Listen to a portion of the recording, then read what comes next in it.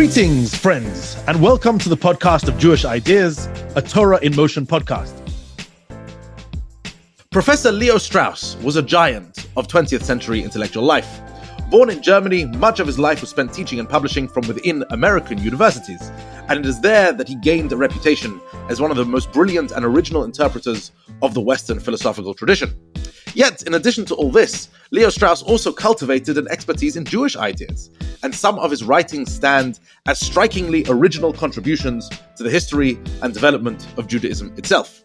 But what was the nature of Leo Strauss's Jewish writings, and how did they intersect with his broader theories about society, religion, and philosophy? These are some of the questions that we shall be exploring today.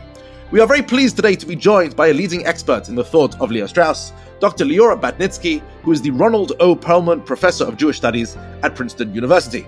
A preeminent authority across many areas of Jewish thought, Professor Batnitzky has also written widely on central points of political, legal, and religious theory.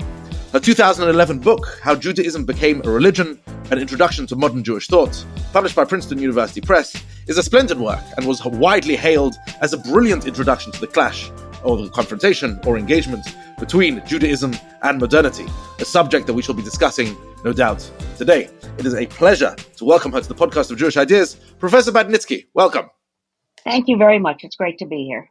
Thank you for joining us. So let's jump right into it. Leo Strauss, could you perhaps provide just a basic outline of his life and his career, and also comment a little bit on his Jewishness, perhaps his education, his personal commitment, and the nature of his Jewish engagement? Absolutely. So Strauss is born in 1899 in a small rural town in Germany. He was raised in an Orthodox home. He had a good secular education, but also a good Jewish education. He remarked later that his Jewish education was not particularly intellectual. And by the age of 17, Strauss famously, within Strauss circles, decided that he was going to be a rabbit farmer, or like raise rabbits on a farm. And he was a committed political Zionist, and he would read Nietzsche on the farm. He was in the military in World War I, and he was in Belgium as an interpreter, and then he studied at the University of Marburg. He was influenced by Neo-Kantianism, by the great Neo-Kantian German Jewish philosopher Hermann Cohen. Later on, he also was greatly influenced by Martin Heidegger. He took courses with Heidegger. He wrote a dissertation on the problem of knowledge in the philosophical doctrine of Jacobi, and that was a dissertation actually on the question of the epistemological status of revelation, or what can revelation tell us about knowledge. So this is all in Germany at this point. He spent 1922, as I mentioned, studying with Heidegger. He also attended Edmund Husserl's lectures in 1922, and he then went and worked for the adult education center that Franz Rosenzweig had set up in Frankfurt. He also then began to edit Moses Mendelssohn's papers in 1925. And in 1930, he published his first book, which is a book called Spinoza's Critique of Religion. So from what I've said already, you can see that there's a lot of Jewish background to what Strauss is doing.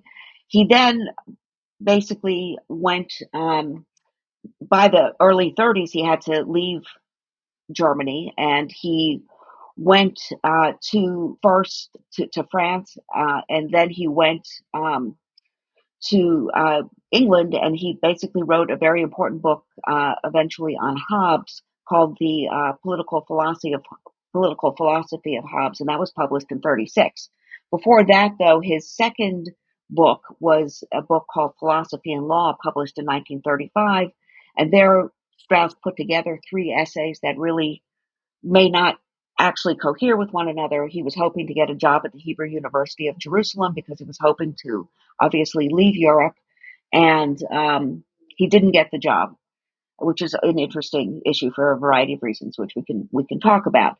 He then goes to New York. He's a professor at the New School for Social Research. He's there with a lot of other German Jewish immigrants who are much more far to the left than he is. He then goes to University of Chicago, where he remains for the rest of his career. At the beginning of his stay at University of Chicago, he gives a set of lectures called Natural Right and History, which were then subsequently published. And that really is his most famous American work, or work that he's done in America. And subsequently, he went on to write a number of other books on major figures such as Machiavelli, Rousseau, and others, and was a renowned lecturer. He dies in 1965. He went to St. John's College after he retired from Chicago and continued to lecture there. So that's kind of I left many things out, but that's a bit of a broad overview of some of the things Strauss did. Thank you. And as we can see there, his educational background in Judaism and Jewish sources and Jewish thought was quite considerable. Much of Yes. his early life was devoted to that. Yes, I mean I think much of his early life was devoted to that. When he was at the New School for Social Research, he wrote a number of essays that were later published in a book called Persecution and the Art of Writing. And there's an essay in that book on Maimonides, an essay on Yehuda Halevi, and an essay on Spinoza. And so he continued to write about Jewish themes. I think that the Jewish themes actually really continue throughout his work. I think I mentioned Natural Right and History, which again is regarded as his most American work. I think there are, if one can trace themes within Natural Right and History back to his Jewish works, and one then would read certain parts of Natural Right and History differently. So I actually think that it's not just that he had an early interest in Jewish thought and then later on became a great political philosopher or scholar of the history of political philosophy. I really think these are absolutely completely integrated with one another, and that we actually miss a lot about Strauss as a political philosopher or as a historian of political philosophy if we don't pay attention to the Jewish material. And I also think that the Jewish material is quite significant in and of itself, and Strauss is a significant contributor to modern Jewish thought, and I think a very, very important figure. That's fascinating. We'll definitely get onto the interplay between Strauss's Jewish and non-Jewish writings. Before that, just very briefly, this is a very somewhat of an unfair question to ask, but essentially to ask to maybe give a brief précis as well of Strauss's contributions to the world of political philosophy in general. In other words, someone asks you, what was Strauss's general umbrella of ideas, beyond Judaism? Right. So beyond Judaism, Strauss really insisted on a history of political philosophy. And notice I'm using the term political philosophy as opposed to political theory. He Okay. really made an argument that beginning with Plato, we really have the first political philosopher. So he read Plato as a political philosopher more than he read him as a philosopher. And what do I mean by that is a political philosopher is someone who takes what Strauss calls the myths of the city, or basically fundamental commitments, let's call it, of a locality, and is committed to those commitments, but nevertheless is engaged with reasoning and trying to discover the best kind of life to live. You can oppose that then Plato to Socrates. And Socrates for Strauss is not a political philosopher, but he's a philosopher. Why is he a philosopher? According to Strauss, he's a philosopher because he questions everything. He's willing to question the myths of the city. And it's not a coincidence then, according to Strauss, that Socrates ends up dying or having to die because he has offended the gods and he has offended the city so much. So what the political philosopher does is really try to balance a quest for truth with a respect for and commitment to the good of society. So I think that idea of political philosophy is pretty original. It's something that Strauss also found in medieval Islamic philosophers. And so that's also a major contribution that Strauss has, is that he went back and reread Plato through Islamic philosophy, and rather than through, say, Christian scholasticism. And he then argued you get a very different kind of history of political philosophy. So he included in the history of political philosophy not just Jewish thinkers such as Maimonides, but also Islamic philosophers such as Averroes and Al-Farabi and others. So he published a book or edited a book on the history of political philosophy, which remains, I think, a standard work for people studying political theory, political philosophy. At the same time, something that's very important is that Strauss was very critical of political science or social sciences more generally. So when he goes to University of Chicago, he's appointed to a professorship in the area of political science.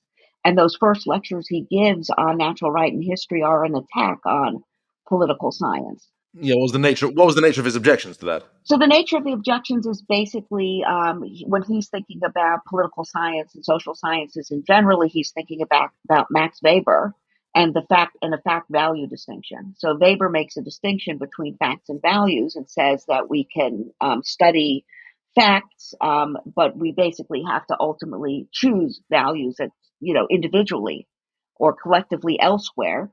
And Strauss really insisted throughout his work that there had to be a normative component to the study of political and other kinds of ideas. So he rejected this claim, which is of course very dominant in social science and in other parts of academia, that one could separate questions about what is the right life to live, what is the good life, from questions of so-called scientific truth. He just thought those couldn't be separated. So I think those are among his major, broadly speaking, contributions to political philosophy. So going on from that, at least in the popular imagination, Strauss is perhaps best known for a specific way of reading texts. Yes. A Straussian manner of reading text, you could call it against the grain, or dividing text into an esoteric and exoteric way of understanding this. Could you perhaps outline what is meant by that? And also, if this popular conception of Strauss is correct, is this in fact how Strauss really did read text? So I think there's a difference between how Strauss read text and how a lot of Straussians read text. So I think I want to just talk about Strauss rather than Straussians.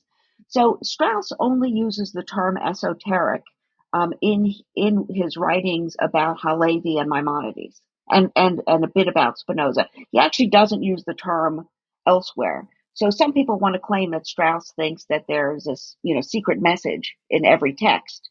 And we should look for it. That's not his claim at all. His claim is simply that in periods in which it's not possible to speak out publicly about major matters, so therefore for much of human history, and also in many places in the world today, writers had to write in such a way that they weren't going to undermine the received truths or the opinions of people within the society.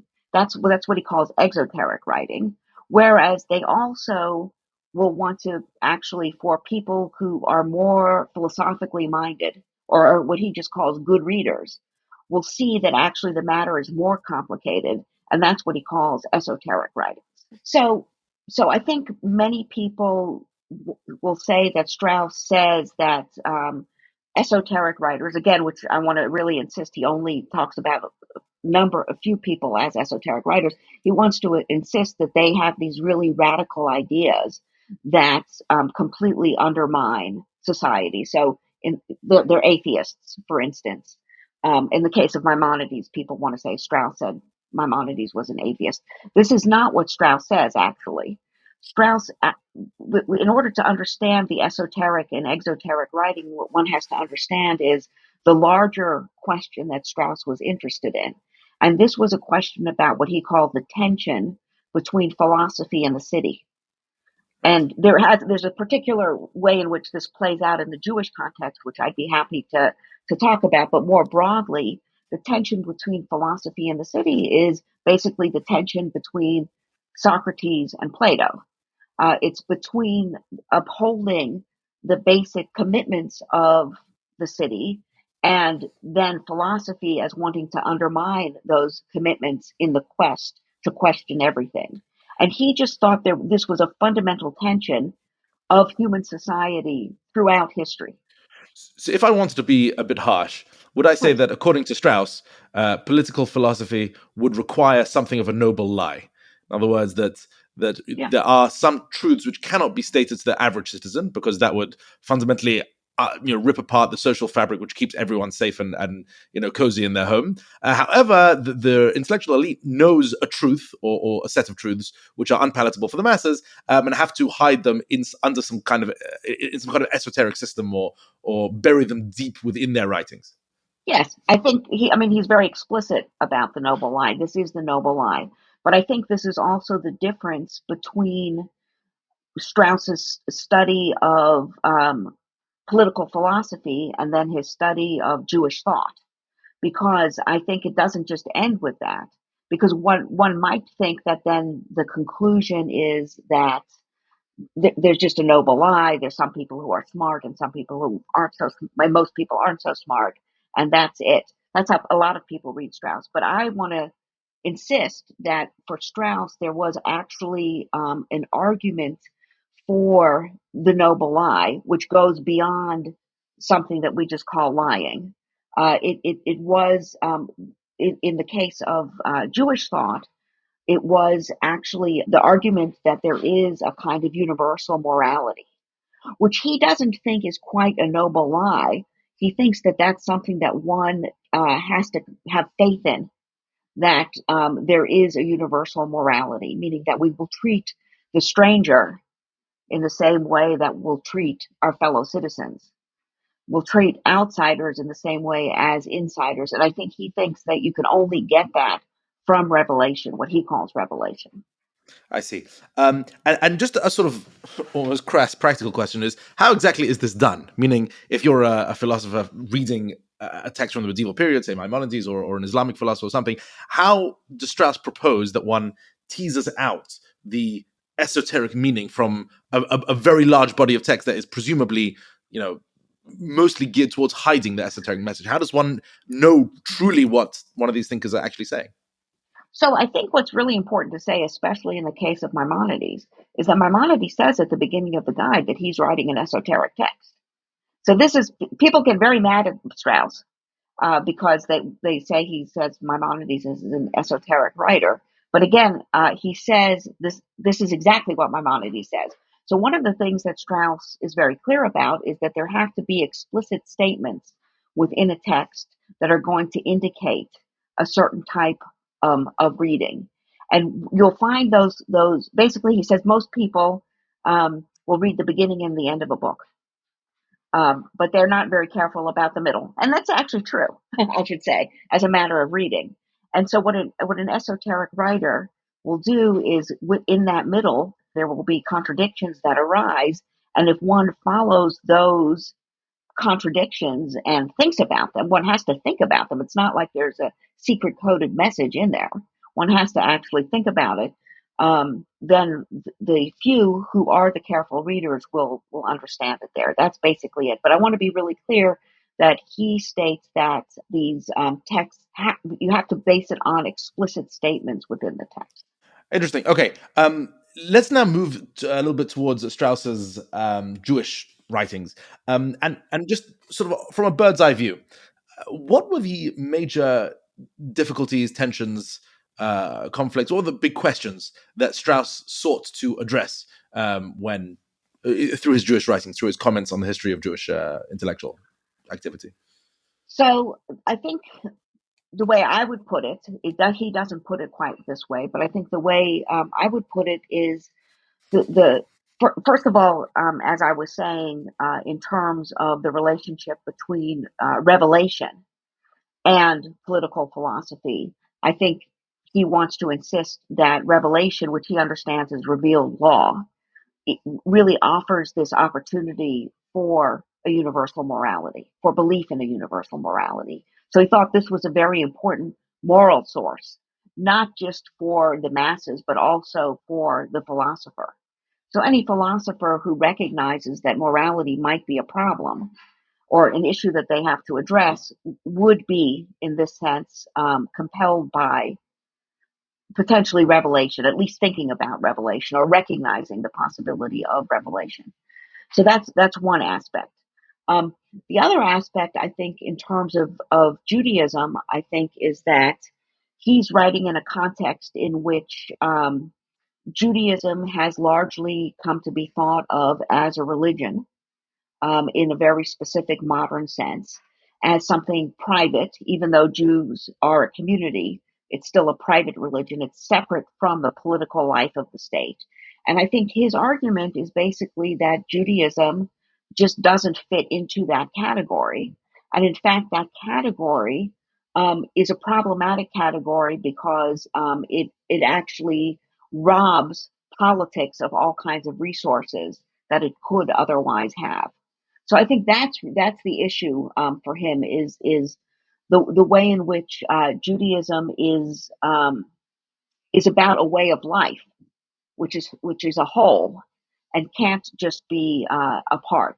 Another aspect, though, is that he wants to argue that Jews represent or embody or epitomize um, the fact that for Strauss we will never live in a society that's free of tensions or problems.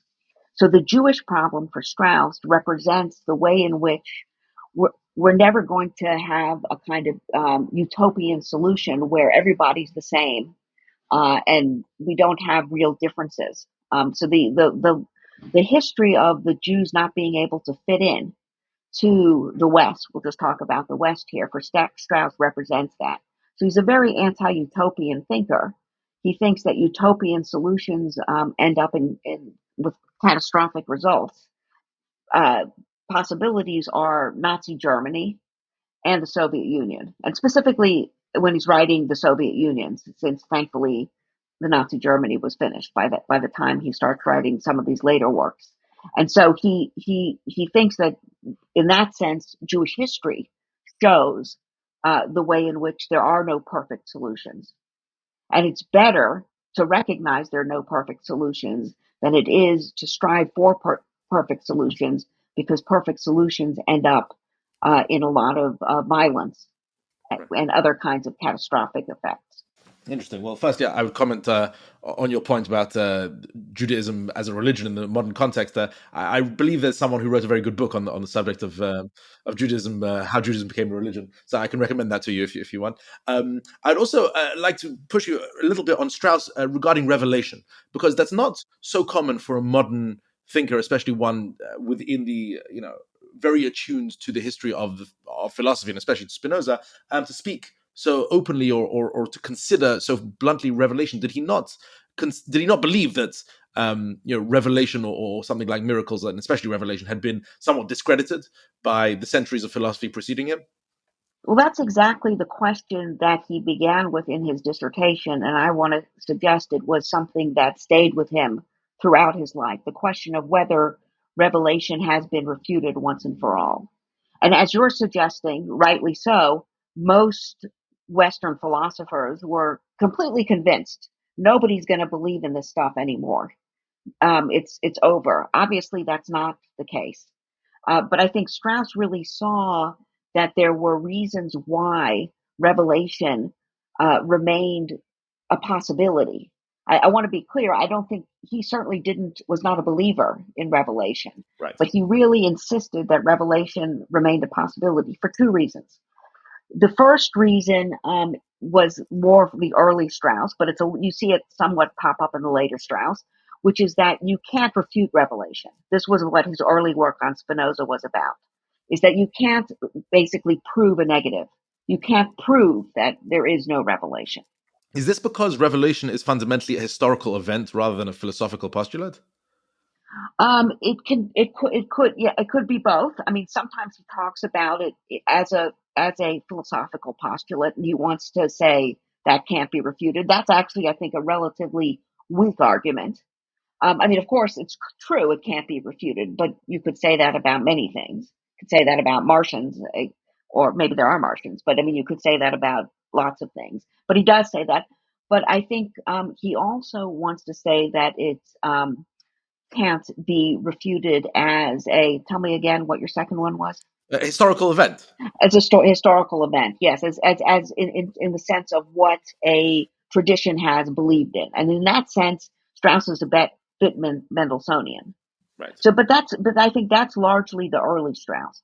I think what Strauss comes to see later on, and this is a transition that happens in the late 30s, is that he comes to understand revelation not in terms of epistemology, not in terms of a truth claim, a propositional claim, but rather in terms of politics.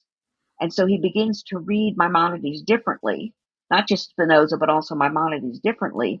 And he begins to see Moses, the figure, not as a philosopher, which of course he wasn't, The biblical Moses. the biblical Moses, but as a political leader. And he comes to understand Revelation in these kinds of, both as a historical event, as the giving of the law, but also as the law itself. And so Revelation then is something very different from philosophy. And he wants to insist there's a tension between the two. Revelation, we could say, is a way of life. And philosophy has to do with what we think is true or not. And he wants to insist that those two things are always going to be in tension with one another. There's good reason why each needs the other.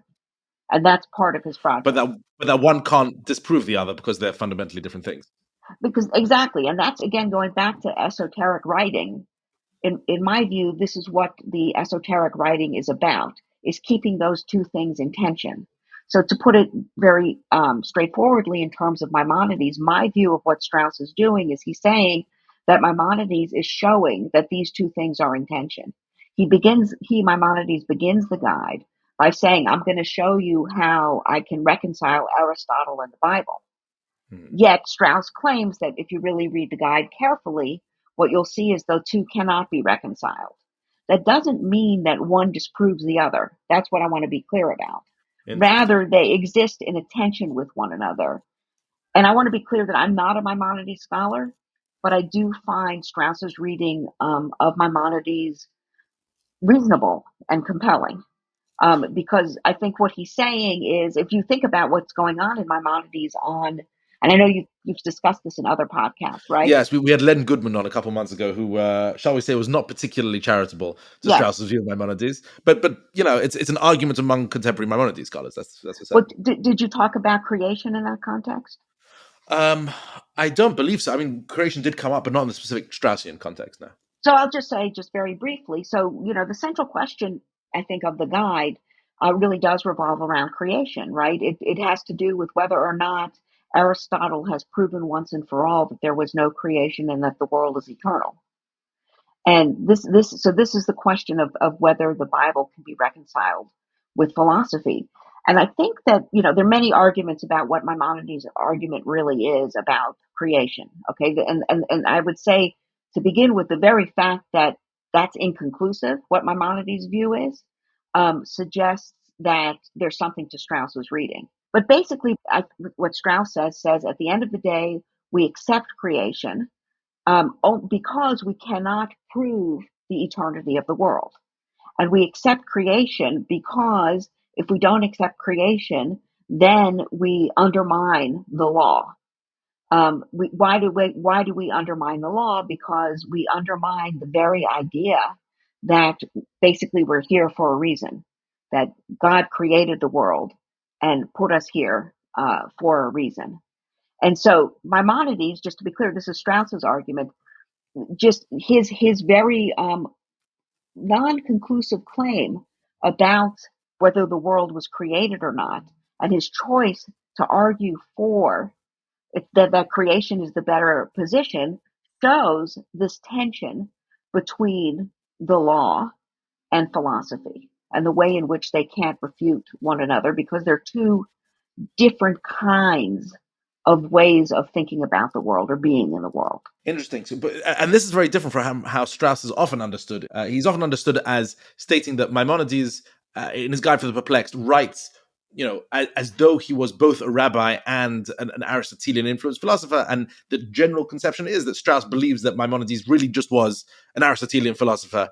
And that's it. And his whole sort of pious rabbi element of his philosophical writings was just, in order to be able to make it palatable, to be able to be acceptable within his religious circles. Whereas you're saying that actually that's not how Strauss read Maimonides at all.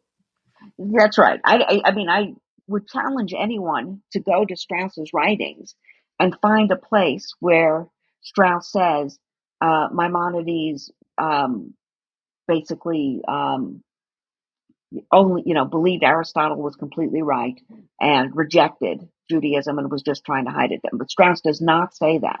What Strauss continuously shows is that there's a tension, that Maimonides is showing the careful reader that there's a tension between, let's call it, the law and philosophy. And again, this is a major theme throughout all of Strauss's writings, Jewish and not Jewish. And again, I think that's what's important about Maimonides for Strauss is that Maimonides is able to hold those two perspectives in tension with one another. He doesn't reconcile them, but he holds them in tension with one another. And what's happened in the modern world, according to Strauss, is that we can't hold those two in tension with one another. And ultimately, that has led to the collapse of both robust, let's just call them religious worldviews, and robust philosophical worldviews. What we have instead, he argues, is a kind of relativism. And that relativism stems from the collapse of the ability to hold this kind of tension together. Although one might argue that if taking Strauss's view to its logical conclusion, maybe that's the more honest way of doing it. In other words, if it is fundamentally impossible to reconcile revelation and philosophy, revelation and reason, then perhaps one should dismiss one just for the sake of intellectual consistency. Does Strauss consider this at any point?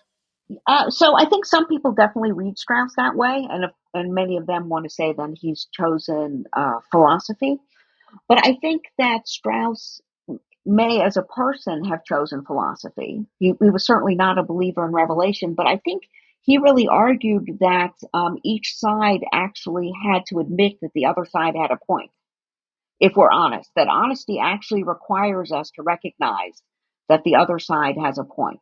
So, why does philosophy have a point? Well, of course, philosophy has a point because it's always questioning things, and so questions about revelation. There are good questions about revelation. Revelation is not something that can be proved, or the divine authority of the law can't be proved, and that's important actually for religious people to know because it keeps them from becoming fanatics. That's Strauss's view. But at the same time, I think he thinks that philosophers have something to learn from Revelation. What they have to learn from Revelation is once again this moral argument that there is a kind of absolute morality where we all human beings are created in the image of God, and all of us are equal. And so, a philosopher who has any sense for um, for the good of the world will recognize that that actually is a point that should be taken seriously. A second point, though, that the philosopher can learn from Revelation is that it's not apparent to anyone but the philosopher that philosophy is the best way of life. So, of course, the philosopher is totally convinced that philosophy is the best way of life. But as I'm sure you know and your listeners know, most people don't think philosophy is the best way of life. And so Strauss says that actually philosophy has a weakness in that regard because revelation or the religious view at least acknowledges that it's based upon a leap of faith, or at least a commitment that can't be fully substantiated from a rational point of view. And therefore appeals more to the masses, or therefore can be embraced by the masses without having to go through all the necessary intellectual steps. Yes, but he also thinks that philosophy consists of a certain leap of faith as well, which is that philosophy is the best way of life. It's not something that actually philosophers can prove. So I think that what's important about that is it brings some humility to the philosophical position as well. So that's why I think and I think it's not relativism for another reason. I want to say, it's not relativism because for Strauss there are only two choices. It's not, relativism would suggest that, there can be many choices and they're all the same. But Strauss really wants to insist that there are two options, but that those two options actually can critique one another and for the good of each other. Speaking of tensions and two options within Strauss's writings, I'd like to turn our attention a little bit to perhaps his most famous essay called Athens and Jerusalem. Now, this is obviously a very famous and very old dichotomy that has been proposed many times in the history of Western thought. This notion of Athens versus Jerusalem, revelation versus reason. So, what was Strauss trying to do in that particular essay, and how does he conceive of the nature of this clash? Is it a contradiction? Is it a tension? Is it a paradox? How does he try and place the encounter between Athens and Jerusalem? What does he see as Athens and as Jerusalem? I think the answer is attention. Okay, so that's my view. But I think it's correct. I should say it's always attention. It's not a contradiction. And there's a difference between the two, and I'll say why. Let me mention, though, by the way, that essay is actually called Jerusalem and Athens, not Athens and Jerusalem. Sorry. No. Which I'm only mentioning it because I think it's important that he puts Jerusalem there first. That he wants to. Jerusalem's not the afterthought. And I say that not because Strauss was a believer in Revelation, but because I think he really was making arguments that Revelation, understood as revealed law, not as doctrine, had to be taken seriously. So he basically thinks that the two are in tension with one another. I don't think he thinks they contradict one another in the sense that they actually are in tension with one another because they actually share a lot. Okay, so they do have a number of things that they agree upon. They agree that there's one good way of life. They agree that, again, living the right life is the right thing. Strauss's understanding of Athens is also based on, again, the Islamic reading of Plato, which would suggest that the myths of the gods and also the laws of the city have to be upheld. So this is another similarity between them, and based on those similarities, he wants to say we can then appreciate their real differences. And so, what are their real differences? One real difference is that the Athens, heroism or courage is the great model of what we wanted to be, or virtue, whereas what we have in Jerusalem is a notion of compassion for others. And so we contrast them in those ways. So there is, again, a fundamental tension between the two about the good life. But nevertheless, there can only be that fundamental tension because they actually share so much. Does he, in this essay, lean towards one side or another? Well, the essay, it's interesting in terms of the essay, because the essay is actually, was originally a lecture he gave actually in Jerusalem, which may be another reason he put Jerusalem first. I'd like to say he put Jerusalem first because he takes Revelation seriously, but he gave it in Jerusalem. So in some of the versions, it's published in different places, he tacks on at the end the statement that, one you can't be both a philosopher and a theologian. And I think that's one of the only places I think that Strauss uses the word theologian. So I think it's not something the category is really that interested in, but let's just call it that for now. You can either be a philosopher or a theologian, but if you're a philosopher, you're one who has to understand the challenge that the theologian brings. And if you're a theologian, you have to understand the challenge that the philosopher brings. So he doesn't end with an argument for one or the other. He ends by saying that what's great about Western civilization historically is that it was able to keep these two ways of being in the world in tension with one another without canceling each other out.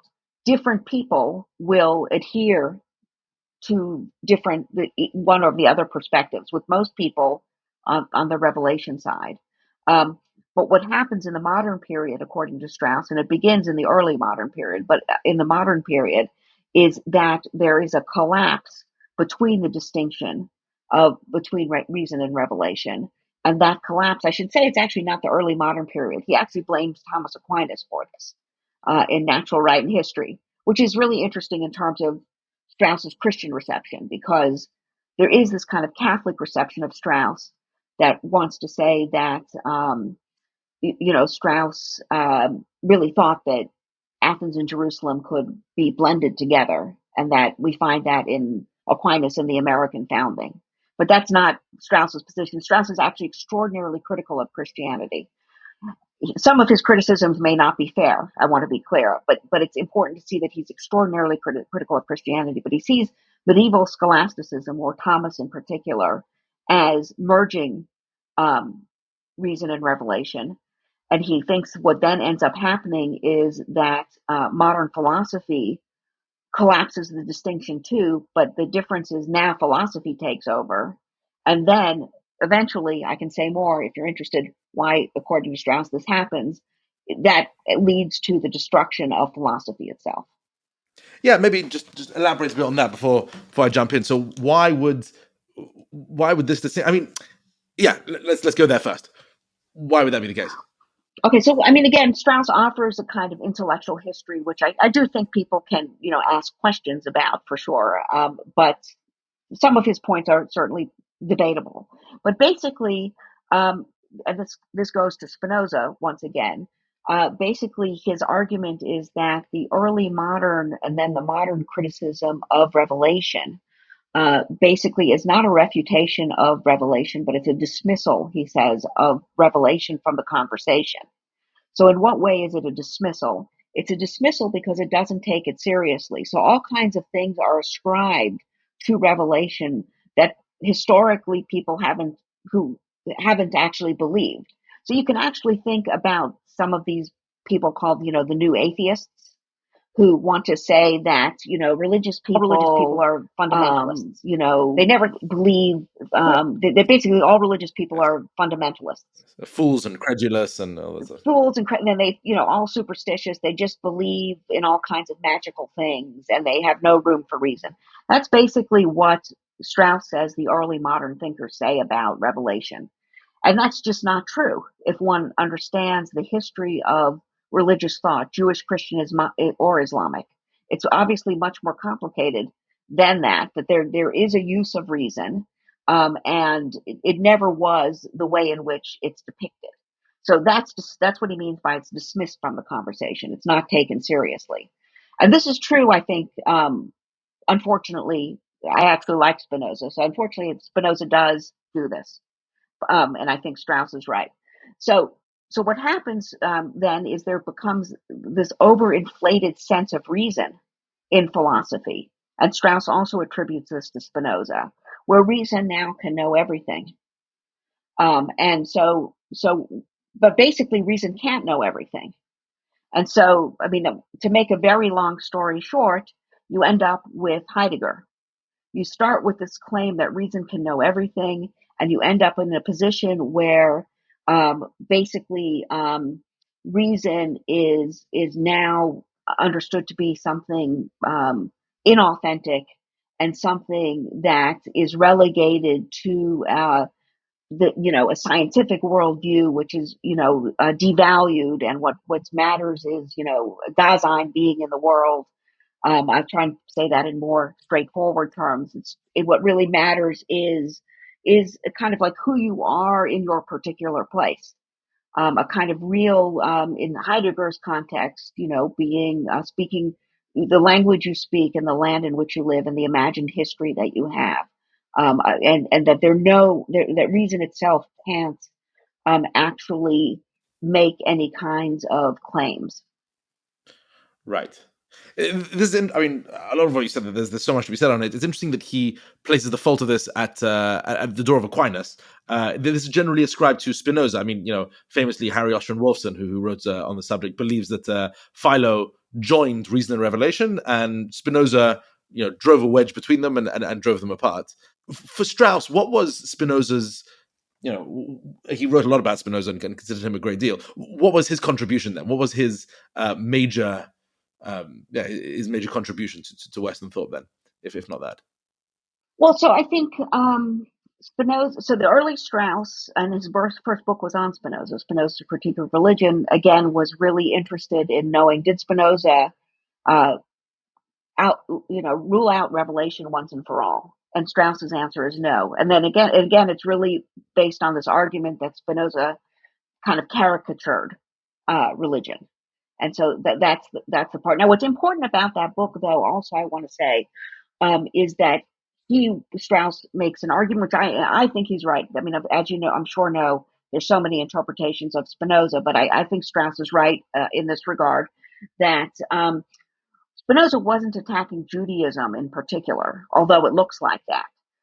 He was attacking revealed religion as such, and Christianity as well. So it was easy to attack Judaism, but the careful reader will know that put two and two together and see that it's also an attack on revealed religion in general. And by the way, this is before Strauss makes any claims about esotericism. So he bases that argument purely on looking at the theologico-political treatise in a historical context. And I think Strauss's reading of Spinoza is upheld by historical research in terms of how Spinoza was received, etc. Later on, what Spinoza comes to represent for him is this idea that you can understand a text better than a text understands itself. This is what Kant said about Plato. Kant said that Kant understood Plato better than he understood himself. And Strauss is very critical of this modern way of reading texts because it is, again, based on this overinflated sense of reason.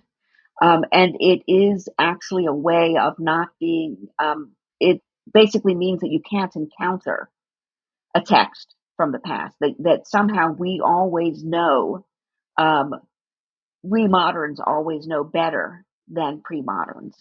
So I think both those things are what, the dismissal of revelation from the conversation, and then this overly confident view of reason, which for Strauss, again, related specifically to how to read texts, means that we've lost the ability to actually engage with it and learn from the past. And I would argue perhaps that this is a fundamentally religious impulse in a way. In other words, it restores the honor of and the authority of the original text, of the original authors. It's an extraordinary part of when one studies modern scholarship on ancient texts.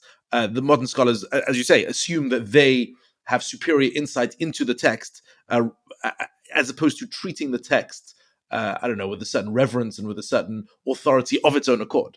Yes. And for Strauss to restore, the authority of the ancient authors is yes. Yes, yeah. And so I think that's what's really interesting about Strauss from a Jewish point of view, is that, again, I want to be clear, he was not what we would call a believer. It's a question of whether that's a good category for thinking about being Jewish to begin with. I'm not saying it's not important, but we'll bracket that for the moment. But nevertheless, I think he has what you're calling these religious impulses, but I think they're also particularly Jewish impulses in the sense that Strauss is a reader of texts. He's not someone who just makes arguments, out of nothing. It's always about being engaged with texts and etc. Interesting. Okay, there's so much to say on that. I want to move a little bit to there was another very interesting lecture that was then transcribed into an essay, which was entitled "Why We Remain Jews," which is one of Strauss's quite fairly famous, and in fact you can get the lecture still on YouTube today. So I would ask, firstly, what drew him to ask this question, and secondly, what kind of answers did he provide? Why, according to Strauss, should one remain a Jew? Yeah, so it's a good question, and it's a weird lecture for sure. It's a lecture he gave at the University of Chicago Hillel. So I think in what drew him there, he basically, if you listen to the lecture, he says he's not the one who came up with the title, by the way, but he was given the title by someone at Hillel. But basically, in the lecture, he says, "Why remain Jews?" He says basically, you can't not remain a Jew, and that history has shown that people will not allow Jews to not be Jews. Now, that's a very, very weak argument if we left with that kind of claim.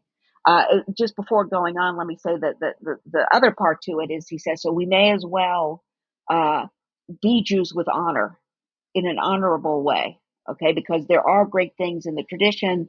We don't have to all, and maybe we can't all be believers, but we need to basically be proud, basically. A bit of a bleak outlook on A bleak Jewish outlook. future. Yes, but I don't think that's, in my opinion, I don't think that's actually the ultimate answer he gives for why we remain Jews.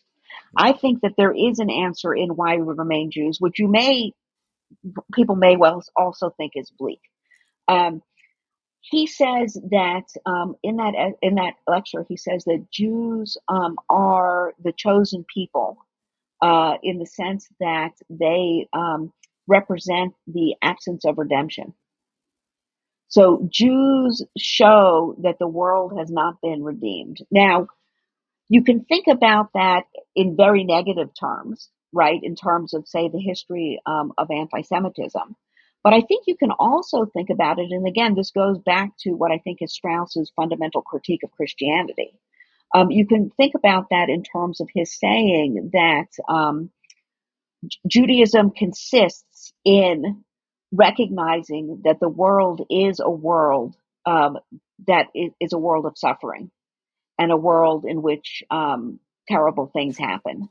And he says in that essay, the one thing needful is righteousness and mercy, chesed v'rachamim, or I don't know how one would want to translate that. We need what we need is we need to have righteousness and mercy, and that's what the Jewish tradition tells us we need, and it also is evidence of the unredeemed nature of the world. So, to me, at least, I think that's actually a very deep answer to the question of why we remain Jews. And he has some interesting comments there where he says, any Jew who reads about the Crusades and the martyrs, this is enough reason to remain a Jew, which is a strange thing to say, right? Because Right. some people might say, well, that doesn't seem so great if you remain a Jew. But I think the reason he's saying that it's important to remain a Jew is because it's testimony both to the unredeemed nature of the world and to a kind of call to human responsibility. Interesting. And I suppose it is of a piece with his other writings you mentioned earlier, which are anti-utopian by nature, which That's right. Exactly. view the attempted Exactly. construction of utopia as actually a regression and much more likely to lead to greater harms. Exactly. Yeah. That's very interesting. I mean, I want to ask a question which is perhaps slightly unfair, which is, so this theory of Strauss's why remain Jewish and other theories, I mean, is there a way that we could perhaps historicize some of it in terms of Strauss's own life? I mean, after all, he ran away from the Nazis. He was, always a refugee, always, certainly writing and teaching in English, which was not his native language, German was. And he saw firsthand the destruction of the great, the great German Jewish communities, which of course had been some of the most thriving and most productive in the entire world for the last couple of centuries. And do you think, I mean, I'm sure one who wants to defend Strauss's honor as a philosopher would deny this, but do you think that this underwrote or led to his beliefs in this area or others? Absolutely. I think he himself says that in 1965, there was an English translation of Spinoza's Critique of Religion. And Strauss writes a preface to that English translation, which is his most autobiographical piece. And he's very clear that growing up in Weimar Germany is basically what influenced him entirely. So I think, yes, I mean, absolutely. He lived at a time where, again, he thought, and this is, of course, very relevant, unfortunately, for our time, intellectuals had lost the capacity to actually make a distinction between the noble and the base, to say what's evil and what's good. And that was very disturbing to him. And he lived at a time where he recognized, unlike many in say, the 20s, that basically Jews were not going to be able to be fully integrated into European society. That said, I think Strauss had a lot of faith in America. I think Strauss thought in America, Jews could live in a liberal democratic society. Why? because in America, we don't all need to be the same. We can actually, part of politics is that we can agree to disagree. And so America for him, I think, held out a kind of living intention and not a utopian vision that he thought was different from Europe. Well, if Strauss thought that intellectuals or intellectual life in America would be somehow better, I think events of the last few weeks have. I agree. I mean, and that's very sad. I think that's obviously I think it's very sad. But I think, unfortunately, Strauss's message about the difficulty of intellectuals being able to actually make moral distinctions in the modern world, I think, unfortunately, is absolutely true. Right. Yes, I agree with that. I suppose one final point I wanted to throw open, which is, I mean, Strauss wrote in the 40s, 50s, and 60s at a time where other great Jewish thinkers were also around. You had, Gershom Scholem, you had Emmanuel Levinas, you had, several quite important thinkers. To what extent did he interact with these figures? To what extent did he see himself as part of this map of Jewish thought that was emerging in the post-war era? I think he very much I don't know if any of them thought about themselves as a kind of group of Jewish thought emerging. I mean, they were all doing their own thing, but Strauss was very close with Scholem, read all of Scholem's work. They really liked each other's work, which is really interesting because they come to very different conclusions in terms of Kabbalah and rationalism. So he's very close with Scholem. He's also very close with Hans Jonas, another student of Heidegger's. He knew Hannah Arendt well. She didn't like him, is what I've heard. That's a high praise for him in that case. Yeah, well, yeah, she didn't like him. Yeah, there's a story that apparently they got into an elevator, I think at University of Chicago, and he said to her, "We haven't seen each other for a long time," and she said, "Let's keep it that way." I've been told that she did have all of Strauss's writings, and that she's wrote a lot in the margins of them. So I think there is actually interesting overlap between Strauss and Arendt in interesting ways that would probably disturb people who like Strauss and people who like Arendt. So he really, no, I think he very much was part of those circles. He taught at Rosenzweig's Adult Education Center. He dedicated Spinoza's Critique of Religion to Rosenzweig's memory. He's got nasty things to say about Martin Buber. So he knew all of those people and interacted with all of those people and had a large, was really part of that set of German Jewish intellectuals. Interesting. A set that, by the way, it had monstrous influence not only in the Jewish world but across the world. Absolutely. And again, just to say, and I know we need to finish, but this is just one reason why it seems to me it's just obvious that Strauss's Jewish interests are relevant and informative for understanding his broader interests in political philosophy, and vice versa. I think, and so you think they are of a piece? Yes, they're not two separate worlds. Yes, I think they're absolutely of a piece. Absolutely. And I think people only think that they're not because they don't read the others. In a way, it's like Spinoza. Some people read the Ethics and some people read the TTP. In Strauss, some people read his political philosophy and some read his writings on Maimonides. And that's, yeah.